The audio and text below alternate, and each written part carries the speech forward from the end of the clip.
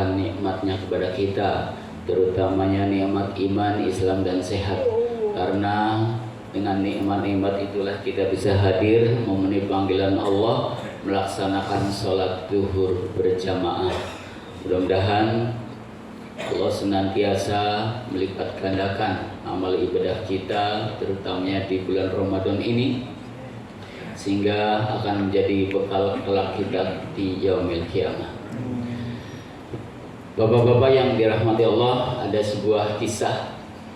Suatu saat Nabi Isa itu berjalan-jalan dengan dua santrinya.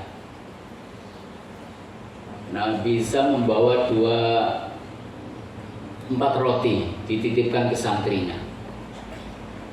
Nah, pas Nabi Isa ada hajat, rotinya dimakan oleh si santri, tersisa 1.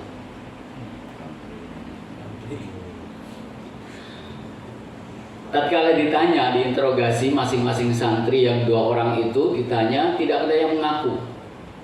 Akhirnya, wahai murid-muridku, karena kamu gak ada yang mengaku, maka saya gak akan mau bersama murid-murid yang tidak jujur.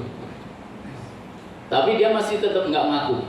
Akhirnya jalan lagi sampai ke sebuah pantai. Di pantai Nabi Isa membuat gundukan pasir 4. Maka Nabi Isa berdoa, ya Allah, jadikanlah gundukan pasir ini emas. Maka jadilah emas 4 gundukan pasir tadi itu. Si santri bertanya, wahai Rasulullah, ini pasir buat apa? Emas buat apa?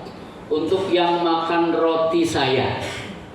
Maka kedua santri itu berlomba ngaku semuanya bahwa roti yang makan itu saya, yang makan roti saya. Ya sudah, kalau ini yang makan roti itu kamu, maka ini emas buat kamu berdua. Pegang masing-masing 2. Dan kamu gak usah ngikut saya lagi, karena kamu sudah berbohong kepada saya. Akhirnya pergilah 2 orang santri tadi membawa gundukan emas dengan bangganya. Sudah kaya lah, sudah bawa segumpal emas masing-masing 2. Dan di jalan bertemulah rampok. Rampoknya berdua juga. Rampoknya berdua. Akhirnya dirampok emas tadi itu. Tatkala dirampok, maka sudah kita nggak usah berkelahi. Kita bagi 2 aja emas ini. Karena ini emas ada 4, kita bagi 2, kita bagi 1-1. Maka berjanjilah emas itu dibagi kepada perampoknya 1-1, dan si santrinya yang mantan santri tadi itu 1-1.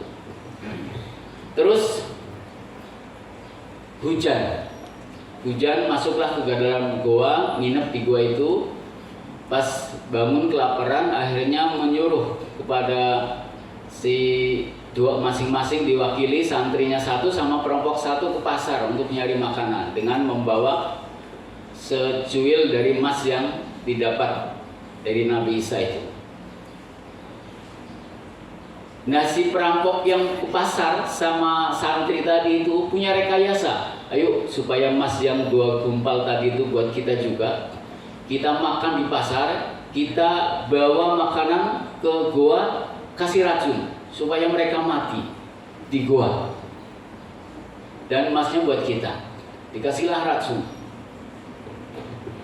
Sementara yang di goa pun punya rencana supaya yang di pasar nanti pulang emasnya buat kita juga, maka kita pasang perangkap dia.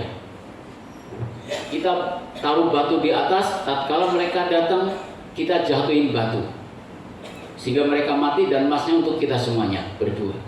Udah, masing-masing punya rencana. Datanglah yang dari pasar berdua tadi, perwakilan rampok sama perwakilan santri tadi.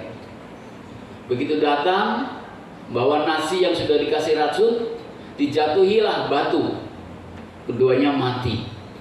Bergembiralah 2 orang yang ada di dalam gua itu. Akhirnya makan nasi yang sudah ada racunnya, mati juga dua-duanya. Nah, akhirnya Nabi Isa datang menyampaikan kepada murid yang lain, inilah contoh kisah seorang orang yang serakah terhadap dunia. Dia nggak jujur dengan keserakahannya, maka mereka pun mati karena memperebutkan dunia tadi itu. Jadi ada ibrah dari kisah tadi bahwa dunia ini memang indah, dunia ini memang